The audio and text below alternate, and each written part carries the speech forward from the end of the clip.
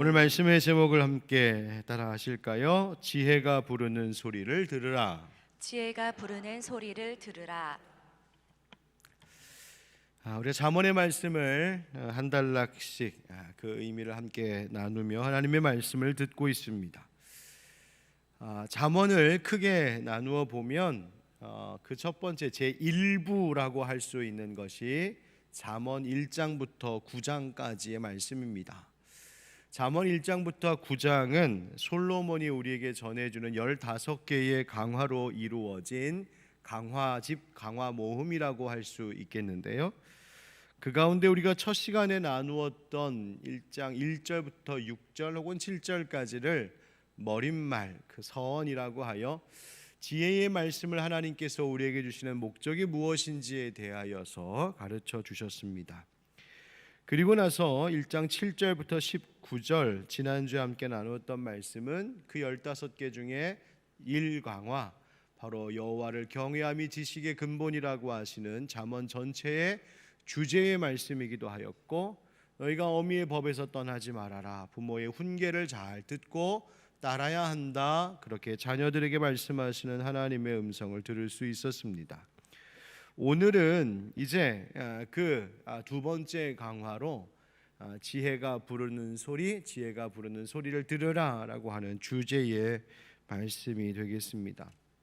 여러분, 누가 나를 부를 때에 그 부름에 응답을 합니다. 때로는 내가 불렀는데도 누군가가 응답하지 않을 때, 모른 척하고 지나갈 때, 여러분 그런 마음을 혹시 좀 느껴본 적이 있으십니까? 나는 반가워서 불렀는데 모른 척하고 지나갈 때 그 마음의 서운함, 섭섭함이 얼마나 큰지. 뭐 일부러 그런 게 아닐 수도 있겠지만 말이죠. 목사는 마음이 약해가지고 교회에서 제가 누구를 이렇게 불렀는데 아마 못 들으셨을 거예요. 근데 쓱 그냥 지나가면 목사는 뒤에서 그 뒤통수를 바라보며 저분이 나 때문에 뭐가 마음이 서운한 게 있나, 뭐 이런 생각이 들거든요. 이게 사람 마음이에요. 그래서 누군가 불렀을 때에 기쁘게 불러주는 거에 응답하고 네, 제가 여기 있습니다 하는 것이 얼마나 사람을 기분 좋게 하는지 몰라요. 여러분 지금 연습 한번 해볼까요? 옆에 계신 분들 한번 둘씩 한번 짝지어 보시고요. 이름을 잘 모르시는 분이면 한번 성함도 빨리 물어보시면서 통성명 하세요. 지금 빨리 시작. 예, 이름 나으세요? 예, 이제 이름 아셨어요? 자, 그러면 한번 연습하는 거예요. 한 분이 먼저 어느 집사님 누구누구 권사님 부르면 네, 저 여기 있습니다 하고 밝게 환하게 이렇게 응답해 주시는 거예요. 아셨죠? 예, 시작.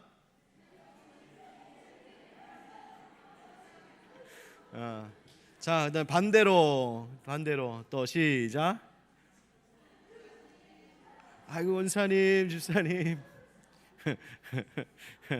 예, 아이고 아직 나 아직도 한 분 부름을 못 받았다.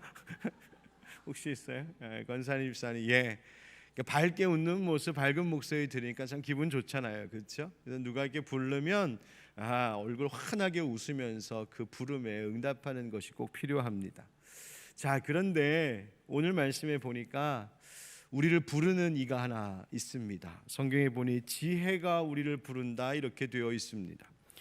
20절부터 22절 말씀을 제가 다시 한번 읽어보겠습니다. 지혜가 길거리에서 부르며 광장에서 소리를 높이며 시끄러운 길목에서 소리를 지르며 성문 어귀와 성중에서 그 소리를 발하여 이르되 너희 어리석은 자들은 어리석음을 좋아하며 거만한 자들은 거만을 기뻐하며 미련한 자들은 지식을 미워하니 어느 때까지 하겠느냐. 아멘. 지혜가 사람들을 부른답니다. 지혜가 마치 사람이 사람을 부르는 것처럼 지혜가 지금 말을 하고 부른다. 이것은 이 잠언에 나오는 아주 독특한 바로 지혜를 의인화, 사람인 것처럼 말하여 묘사하는 것, 바로 의인화시킨 것이 바로 이 말씀입니다. 지혜가 마치 사람이 나와서 막 사람들을 부르는 것처럼 부른답니다. 어디에서 부르는가 보았더니 여러분 20절 21절에 그 장소가 나오는데요. 처음에 어디서 부른답니까? 길거리에서, 그리고요 광장에서, 또 21절에는 시끄러운 길목에서, 그 다음에 성문 어귀와 성중에서, 그러니까 성문 있는 데에서도 부르고 그 성 안에서도 부른다, 이렇게 되어 있습니다. 지혜가 거기 나타난 거예요. 그런데 가만히 생각해 보면 좀 의아하지 않습니까? 지혜는 뭔가 어딘가 조용하고 좀 뭔가 이렇게 특별한 곳에서 들려올 것 같지 않습니까? 지혜는 왠지 저 궁궐에서 들려올 것 같고, 또 랍비들이 모여 있는 그런 회당 같은 곳에서 들려올 것 같고, 지혜는 학식이 많은 자들의 모임 속에서 들려올 것 같은데, 오늘날 우리식으로 이야기하면 지혜? 그건 교회에 할 말씀? 그 교회에서 듣는 것 아니야? 거룩한 말씀이 선포되는 어떤 그런 곳, 조용히 기도하는 곳, 뭔가 거룩해 보이는 곳, 뭔가 구별돼 보이는 곳, 그런 데서 들을 수 있고 그런 데서 들려오는 것이 지혜의 말씀 아닌가 생각해 볼 수 있겠는데, 전혀 그렇지가 않다는 겁니다. 오히려 이런 곳은, 이 지혜가 지금 나와서 소리를 지르며 부르고 있는 이곳은 많은 사람들이 오가는 장소입니다. 그러니까 공개된 장소입니다. 또 지혜가 많은 사람들이 함께 모이기도 하지요. 성문과 같은 경우는 당시에 재판하던 곳이기도 합니다. 토론하기도 하고 재판하기도 하는 곳. 또 시장터입니다. 물건을 사고 팔기도 하는 곳입니다. 함께 모여서 공동의 회의를 열기도 하는 곳입니다. 성문 앞에서만 아니라 성중 곳곳에서 지혜의 선포가 계속 이루어지고 있는 것을 볼 수 있어요. 여러분, 이것이 우리에게 의미하는 바가 있습니다. 지혜란 일상의 이야기라는 것입니다. 지혜라고 하는 것은 그것이 매우 고차원적이어서 나 같은 사람은 도무지 이해할 수 없고, 나랑은 먼 이야기, 나랑은 상관없는 이야기, 그런 것 아니라는 말입니다.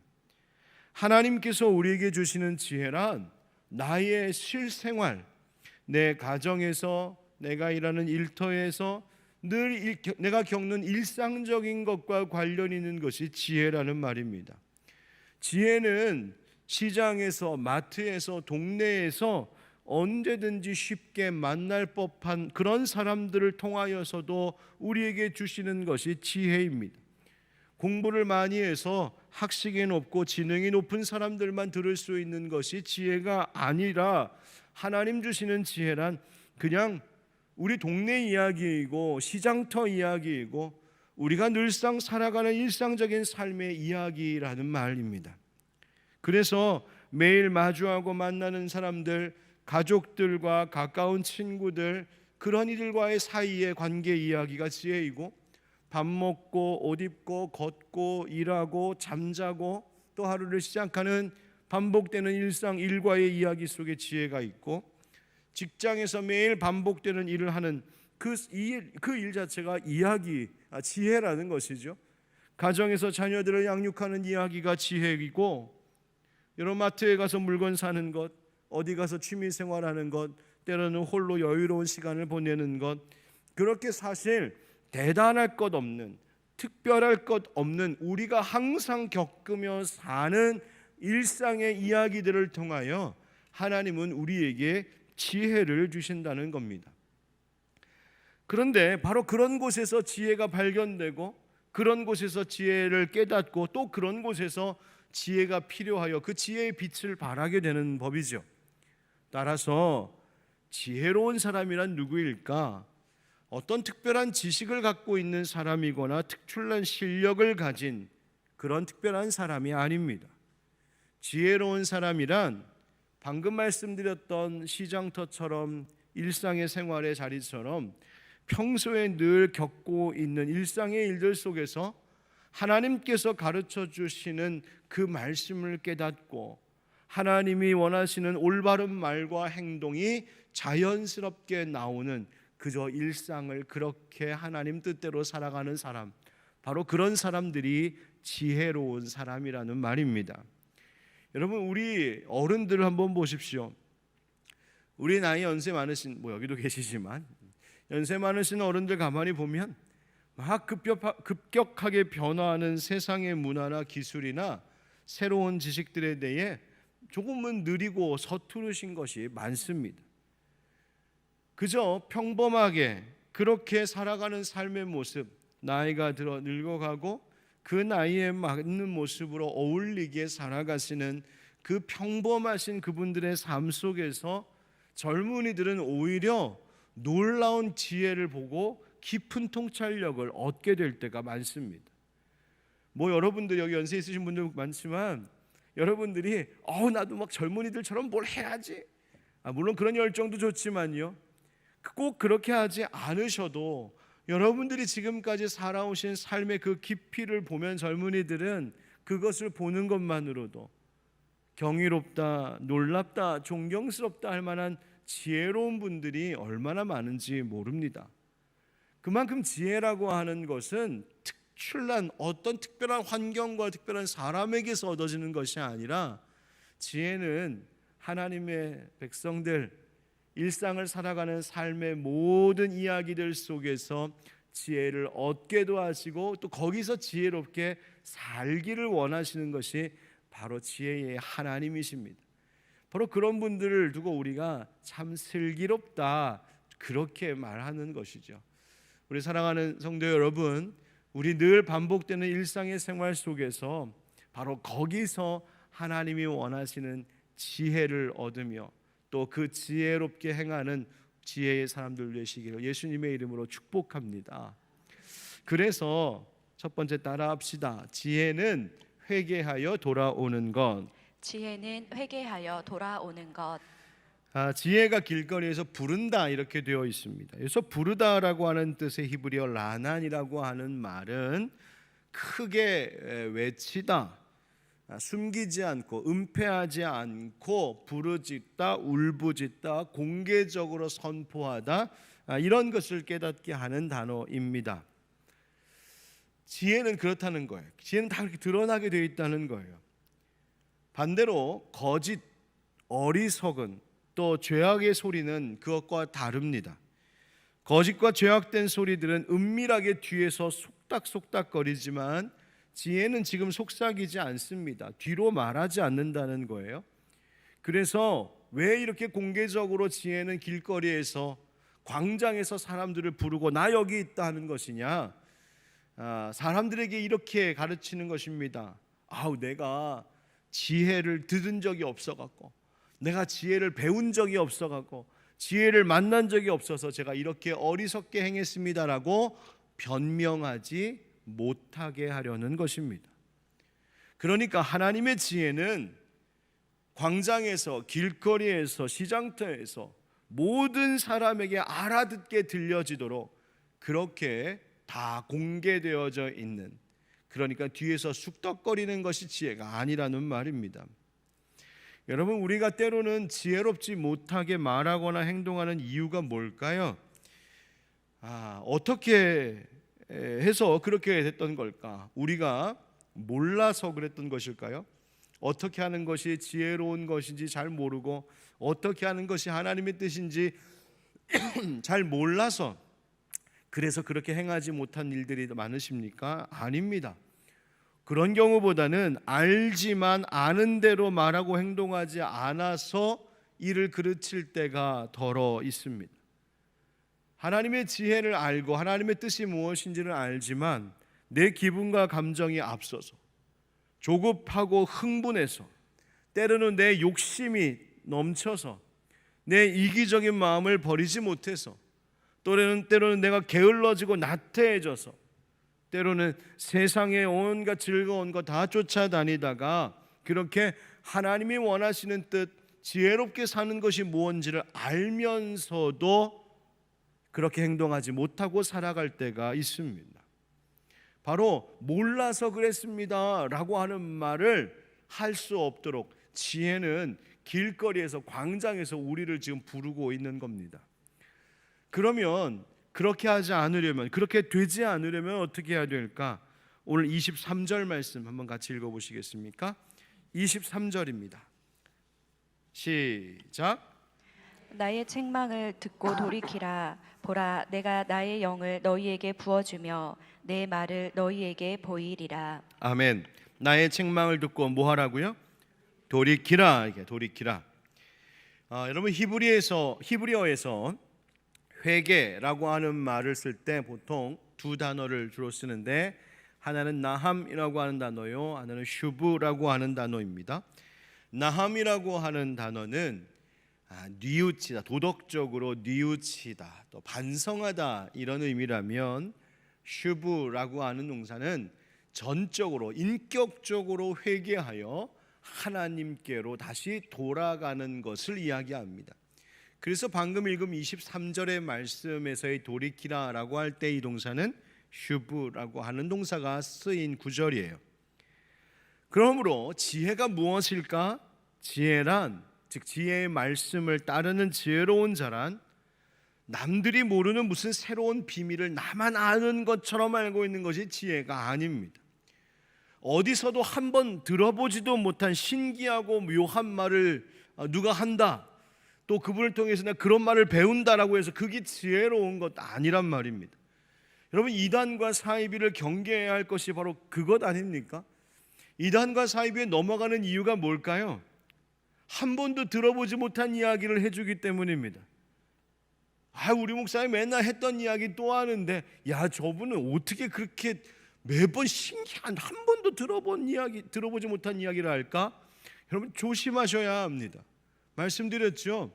지혜는 공개적인 거라고요. 지혜는 다 알려져 있는 겁니다. 다만 내가 알면서도 그렇게 살지 않으니 어리석은 길 가는 일이 더 많은 거예요. 여러분, 혹시 설교를 들으실 때에 목사님 또 다 아는 말씀 하시네, 목사님 했던 말씀 또 하시네, 별로 특별한 게 없네, 혹시 그런 마음 들거든. 그럴 수 있거든요. 저도 설교 쓰다가 지난번 했던 얘기 또 쓰네, 뭐 그럴 때 있어요. 여러분, 가수들도 자기 노래 몇천 번 몇만 번씩 부르잖아요. 그러니까 했던 얘기 또 해요. 그런데 그런 생각 들 때에 여러분 어떤 마음 가지셔야 되냐면, 그렇지, 알지, 나도 저거 알지, 그런데 나 그렇게 살고 있을까? 그거 생각하셔야 된다는 말입니다. 그리고 그 마음속에 그래, 내가 알고는 있는데 그렇게 살지 못하고 있네. 성령님 깨달음과 찔림 주시거든. 오늘 슈브, 오늘 말씀하신 것처럼 돌이키라, 내 책망을 받고 돌이키라 하시는 말씀대로 돌아오는 것, 다시 하나님께로 내 삶의 태도를 돌이켜 돌아오는 것, 바로 그것이 지혜임을 여러분 꼭 기억하시기를 바랍니다. 그렇게 하면 어떻게 될까? 오늘 약속의 말씀처럼 보라, 내가 나의 영을 너희에게 부어주며 내 말을 너희에게 보이리라. 아멘. 회개하고 돌이켜 돌아오는 자에게는 하나님이 지혜의 말씀대로 살기를 원하셔서 그에게 그렇게 깨닫고 살아갈 수 있는 무엇을? 지혜의 영, 나의 영, 지혜의 영, 하나님의 영을 부어주신다고 약속하고 계십니다. 여러분, 그렇습니다. 회개하는 것, 하나님께로 돌아오는 것이 지혜의 영을 얻는 첫 번째 발걸음입니다. 지혜로운 자란 하나님 아버지께로 회개하여 돌아와 내가 살아가는 모든 일상에 그 특별할 것 없지만 그러나 매일매일 살아가는 내 삶의 일상 속에서 가는 길마다 그 하나님 주신 지혜의 영 성령님께, 주님, 내가 이 길을 가려고 하는데 하나님 원하시고 기뻐하시는 길이 무엇입니까? 혹 내가 하나님 원치 않는 길로 가거든 나를 막아주시고 돌이켜 주십시오. 그렇게 날마다 내 안에 주신 성령님, 내 안에 주신 지혜의 영을 의지하며 살아가는 자들이 바로 지혜로운 자인 것입니다. 사랑하는 성도 여러분, 우리의 매일 반복되는 그 평범한 일상 가운데에서도 내 안에 하나님께서 지혜의 영 주시기를 구하고 날마다 주 하나님께로 돌아가는 회개하는 이의 삶을 늘 살아가실 수 있기를 예수님의 이름으로 축복합니다. 두 번째 따라합시다. 지혜의 부름을 거부할 때, 지혜의 부름을 거부할 때, 그렇게 지혜가 길거리와 광장에 나와서 사람들 부르고 내 소리를 들으라고 그렇게 외치는데도 사람들이 어떤 반응을 보였는가 봤더니 오늘 본문에 먼저 24절 25절은 이렇습니다. 내가 불렀으나 너희가 듣기 싫어하였고 내가 손을 폈으나 돌아보는 자가 없었고 도리어 나의 모든 교훈을 멸시하며 나의 책망을 받지 아니하였다 합니다. 또 그 다음 내려가서 29절 30절 말씀 보면 대저 너희가 지식을 미워하며 여호와 경외하기를 즐거워하지 아니하며 나의 교훈을 받지 아니하고 나의 모든 책망을 업신여겼음이니라. 여러분, 지혜가 부르고 지혜가 초대하는데도, 그 지혜가 나를 부르고 있는 소리를 듣는데도 사람들의 반응이 영 좋지가 않습니다. 불러도 듣질 않습니다. 손을 내밀어도 돌아보지 않고 오히려 내밀어준 그 손을 뿌리칩니다. 지혜의 교훈을 무시하는 겁니다. 받지 않습니다. 지혜가 주는 책망도 콧등 콧방귀로 끼면서 업신여깁니다. 왜 그럴까요? 왜 이러는 것일까요? 한 가지는 마음이 완악해지고 교만해진 탓일 겁니다. 그 마음이 고집스러워진 것이죠. 돌처럼 굳은 것이죠. 또 하나는 내가 변화되기 싫어하는 것입니다. 이것이 오만함입니다. 하나님을 마음에 두기 싫어하는 자들의 모습이 바로 그런 것이죠. 하나님의 말씀 들으려 하지 않고 고집만 부립니다. 내가 옳다고, 내가 맞다고, 난 지금까지 그렇게 살아왔다고 말이죠. 그런 자들의 결과가 무엇일까요? 하나님께서 심판하신다 하십니다. 26절 말씀 다 같이 시작. 너희가 재앙을 만날 때에 내가 웃을 것이며 너희에게 두려움이 임할 때에 내가 비웃으리라. 아멘. 재앙과 두려움이 있다 합니다. 27절에는 너희의 두려움이 무엇같이? 광풍같이. 그 다음 재앙이 폭풍같이, 그리고 근심과 슬픔이 임할 것이다.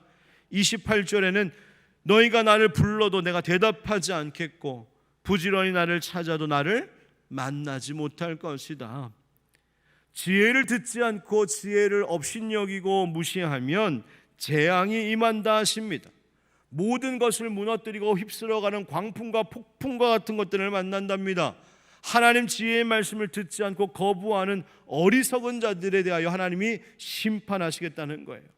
지혜를 무시하면 그 다음부터는 내가 지혜를 찾고 구하여도 만날 수 없다고 하나님 경고하시는 겁니다. 여러분, 창세기 18장 말씀 기억하십니까? 죄악이 가득했던 소돔 땅을 위하여서 아브라함이 하나님 앞에 기도했던 일입니다. 소돔과 고모라가 죄로 가득했을 때에 하나님이 그곳을 멸하시려고, 심판하시려고 계획하시죠. 이것을 알게 된 아브라함이 하나님 앞에 간절히 기도하지 않습니까? 하나님, 소돔이 아무리 죄인들로 가득하다 한들 그래도 의인 몇 사람 없겠습니까? 만약 50명만 제가 찾아온다면 용서해 주십시오. 그냥 하나님이 그래? 좋다. 50명 찾아오면 내가 용서해 주지. 그런데 그 말을 하고 나서 불안한지 다시 청합니다. 하나님, 45명 데리고 오면은요, 그것도 괜찮아. 그리고 좀 이따 다시 와서 하나님, 그런데 좀 찾아봤는데 조금 부족한데요, 40명 안 될까요? 40명도 좋아. 그리고 있다가 좀 이따 다시 옵니다. 하나님, 진짜 화내지 말고 한 번만 더 들어주세요. 30명은요? 그것도 좋아. 하나님, 한 번만 더 청합니다. 20명은요? 그래, 20명이라도 좋아. 하나님, 10명은요? 좋아. 10명 찾아와. 10명으로 말미암아 내가 멸하지 않을 거야. 어떻게 됐을까요? 결국 10명도 없어서 소돔과 고모라는 하나님 진노의 대상으로 큰 심판, 불의 심판을 받게 되지요. 롯의 아내는 소금 기둥이 되어버리고요. 여러분, 저는 이 말씀, 하나님과 이 아브라함의 대화 속에 행간에 있는 아브라함의 다급한 마음을 보게 됩니다. 아브라함이 어떻게든 의인을 찾으려고 그 소돔성을 곳곳을 뒤지고 돌아다니면서 외치지 않았겠습니까?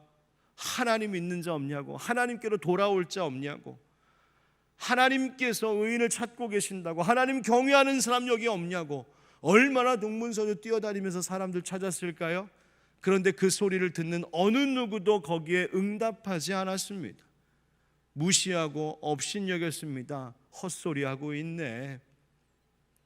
그러자 결국은 심판이었습니다. 창세기 19장 24절 25절, 여호와께서 하늘 곧 여호와께로부터 유황과 불을 소돔과 고모라에 비같이 내리사 그 성들과 온 들과 성에 거주하는 모든 백성과 땅에 난 것을 다 엎어 멸하셨더라. 아멘. 지혜의 말씀을 듣고도 하나님 부르시는 소리를 듣고도 돌이키지 않으면 심판이 있음을 분명히 말씀하셨습니다. 그래서 로마서 2장 5절에서 사도 바울은 우리에게 이렇게 경고합니다. 다만 네 고집과 회개하지 아니한 마음을 따라 진노의 날 곧 하나님의 의로우신 심판이 나타나는 그날에 임할 진노를 네게 쌓는도다. 아멘. 고집 부리고 듣지 않고 회개하지 않을 때 그 진노가 네 머리 위에 쌓인다고, 하나님의 심판이 있다고 경고했습니다. 그러나 하나님의 말씀을 잘 듣는 자는 뭐라고 말씀하시냐면, 그 말씀을 잘 듣는 자가 하나님께 속한 자요, 그러니 하나님 사랑하시는 자라고 말씀하시는데요, 요한일서 4장 6절에서 사도 요한이 우리에게 이렇게 전하고 있습니다. 우리는 하나님께 속하였으니 하나님을 아는 자는 우리의 말, 즉 우리가 전하는 하나님의 말씀을 잘 뭐하고? 듣고, 하나님께 속하지 아니하는 자는 우리의 말을 듣지 아니하나니 이것으로 진리의 영과 미혹의 영을 이로써 아느니라, 그렇게 말씀하고 있습니다. 여러분 하나님의 말씀을 잘 들으시는 분이십니까? 제가 신방을 다니면서 성도님들과 대화를 나누다 보면 이분이 어떤 분인지를 좀 이제 비로소 알게 됩니다. 우리 교회 이야기 아니니까요. 이제 제가 신방을 가면 옛날 얘기 오해하지 말고 들으세요. 옛날에 있어요. 예배드리기 전에 제가 이제 여러 질문을 드리거든요. 그러면서 어떻게 신앙생활해 오셨는지, 가정은 어떤지, 또 기도의 제목은 뭐가 있는지 쭉 물어보면 쭉 함께 이렇게 대답해 주시면서 대화를 이어갑니다. 그런데 진짜 말씀을 대답을 굉장히 잘해 주시는 분이 있어요. 얼마나 잘해 주시냐면 제가 하나 물어봤는데 한 20개 30개 얘기해 주시는 분들 계세요. 그럼 저는 되게 감사해요. 뭐 이게 쭉 들으면 되니까. 그래서 쭉 듣습니다. 그래서 정말 말씀 잘하신다, 참 말씀 잘하시는 분이시다 해서 이야기를 쭉 듣습니다. 그리고 나서 이제 예배를 딱 드리려고 합니다. 예배를 드리면 갑자기 그때부터 이분이 조금 분주해집니다. 뭔가 이렇게 모두 준비하려고 잠깐만요 그러고 막 말씀 전하려고 하면 그때부터 딴청 피우십니다. 딴짓하는 거예요. 그러면 이렇게 여러분 여기 사람이 많이 있을 때 설교할 때 여러분 딴짓하면 다 보일까요? 다 보일까요? 그래서 잘 이렇게 묻혀서 좀 지나가기도 하는데, 이제 신방 가서 이렇게 바로 마주보고 앉아 있는데 제가 이렇게 말씀 전하는데 이렇게 딴짓하면 바로바로 보이잖아요. 그렇죠? 이제 듣는 건지 하는 건지, 아니 말씀은 그렇게 잘하시고 이분은 들으시는 건지 안 들으시는 건지, 옛날 얘기, 딴 교회 얘기예요. 그런 마음이 이제 들지요. 그러면 설교가 잘 될까요? 안 될까요? 그래도 저는 열심히는 해요. 준비해간 설교 열심히 전하지만 아멘 하면서 열심히 경청하며 듣는 상황과는 분위기가 많이 다르겠죠. 저는 그거 겪을 때마다 종종 이런 생각했었습니다. 우리가 하나님 앞에 이렇게 신앙생활하고 있지는 않을까? 하나님 앞에 나는 내가 하고 싶은 이야기는 죄다 다 털어놓고 이것도 해달라고 저것도 힘들다고 이것도 도와달라고 내가 필요한 얘기는 잔뜩 쭉 늘어놓고 정작 하나님 나에게 말씀하실 때에는 듣는 둥 마는 둥 내 인생 분주하고 바쁘다고 딴청 피우고 있는 것은 아닐까, 그런 생각 해본 적이 있습니다. 사랑하는 성도 여러분, 지혜의 말씀, 하나님의 말씀이 우리 가운데 들려올 때에 그 말씀에 거부하여 심판과 진노의 대상이 되는 것이 아니라 잘 들어 칭찬받는 우리가 되기를 주님의 이름으로 축원드립니다. 따라서 세 번째 따라합시다. 지혜의 부름에 응답할 때. 지혜의 부름에 응답할 때. 31절 32절에 보니까 그러므로 자기 행위의 열매를 먹으며 자기 꾀에 배부르리라. 어리석은 자의 퇴보는 자기를 죽이며 미련한 자의 안일은 자기를 멸망시키려니와. 아멘. 사람은 자기 행위의 열매를 먹는다.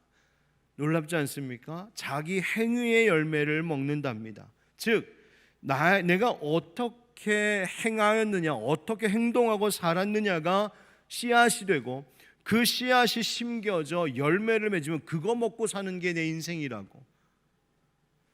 그러니까 하나님의 말씀을 잘 듣고 경청하며 순종한 자는 그 순종에 합당한 열매를 맺어 그 열매 먹고 사는 것이요, 하나님 말씀 듣는 둥 마는 둥 고집부리며 안 듣고 불순종하며 살면 결국 자기 꾀에 배부르리라. 하나님 말씀 안 듣고 내가 다른 데 가서 뭘 하면 내가 더 좋은 것 취할 수 있을 것 같다고 꾀를 부려봤지만 그것이 아니라 오히려 그것이 나를 멸망시킨다. 여러분, 여기서 자기 꾀에 배부르리라 라고 하는 이 말씀은 많이 먹어서 움직이지 못할 정도를 말하는 겁니다. 이게 무슨 말입니까? 나에게 유익이 되는 것이 아니라 많이 먹어서 좋았다고 생각했는데 그것 때문에 움직이지도 못할 만큼 심각한 위험에 빠진다, 그 이야기입니다. 그래서 어리석은 자의 퇴보가 자기를 죽인다. 미련한 자의 안일함, 즉 게으르고 나태함이 멸망의 열매가 된다고 경고하시는 것이죠. 그러나 오늘 33절 말씀 여러분 꼭 오늘 마음에 새기고 가셨으면 좋겠어요. 33절 다 같이 시작. 오직 내 말을 듣는 자는 평안히 살며 재앙의 두려움이 없이 안전하리라. 아멘. 지혜의 말씀을 잘 듣는 자는 첫 번째 뭐가 있다고요? 평안히 살게 하신답니다. 그 다음에 재앙이 있어도 두려움은 없답니다. 그리고 세 번째, 안전하게 하신답니다. 여러분, 평안은 내가 무엇을 잘 준비하고 갖춰서 확보되는 것이 아니라 하나님 백성의 평안은 하나님께서 하늘로부터 주시는 것입니다. 여러분, 가정의 자녀들을 가만히 생각해 보세요. 자녀들의 평안이 어떻게 생기는 겁니까? 우리 아이들이 내가 뭘 좀 해보겠다고 부모님 말씀 어기고 밖에 나가서 마음대로 내가 뭔가 막 열심히 하면, 아이들이 나름 열심히 하면 그 아이에게 평안이 보장됩니까? 아닙니다. 그 아이에게 가정에서 평안을 누릴 수 있는 길은 부모님께 순종하고 주어진 목 성실히 행할 때에 부모가 그 자녀를 사랑으로 잘 돌보아 자녀들의 울타리가 되어줌으로 그 아이에게 평안이 있는 것이죠. 하나님의 자녀들도 똑같습니다. 내가 무엇을 열심히 한다고 해서 평안이 확보되는 것이 아니라 내가 하나님의 내 참부모 되신 하나님 앞에 순종하며 그 지혜의 말씀을 듣고자 할 때 하나님이 나의 울타리가 되어주셔서 그때서 비로소 하나님 나라의 평안이 내게 확보되는 것입니다. 여러분, 그 은혜 누리시기를 축복합니다. 재앙의 두려움이 없다 하시죠? 인생 사는 동안 재앙이 있기도 합니다. 재앙 같은 일들이 벌어지기도 합니다. 그러나 그것 때문에 염려하고 불안하고 두려움에 시달리지 않게 하시겠다고 약속하십니다. 왜 그렇습니까? 하나님 지혜의 말씀 들으면 내 인생 가운데 재앙처럼 찾아오는 모든 걱정거리보다 더 크신 하나님을 말씀 속에서 경험할 수 있기 때문입니다. 그래서 하나님이 안전하게 지키신다, 하나님이 돌보신다, 안전은 하나님께서 주시는 것이라고 약속하고 계신 거예요. 그것을 믿고 하나님 바라보는 자가 지혜로운 것입니다. 우리 시편 4편 8절 마지막으로 함께 읽겠습니다. 시작. 내가 평안히 눕고 자기도 하리니 나를 안전하게 살게 하시는 이는 오직 여호와이시니이다. 아멘. 여러분, 지혜의 말씀이 우리의 일상 속에서 다가오고 들려올 때 거부하지 마시고 회개하여 돌이켜 그 말씀을 잘 들음으로 하나님이 주시는 평안과 안전함을 누리시는 여러분의 삶과 가정 되기를 주의 이름으로 축원드립니다. 아멘. 정리하겠습니다. 따라하시죠. 지혜가 부르는 소리를 들으라. 지혜가 부르는 소리를 들으라. 우리 1번부터 같이 읽겠습니다. 시작. 지혜는 회개하여 돌아오는 자에게 주어집니다. 지혜의 부름을 거부할 때 심판이 있습니다. 지혜의 부름에 응답할 때 평안이 있습니다. 아멘. 그런 여러분 되시기를 축복합니다.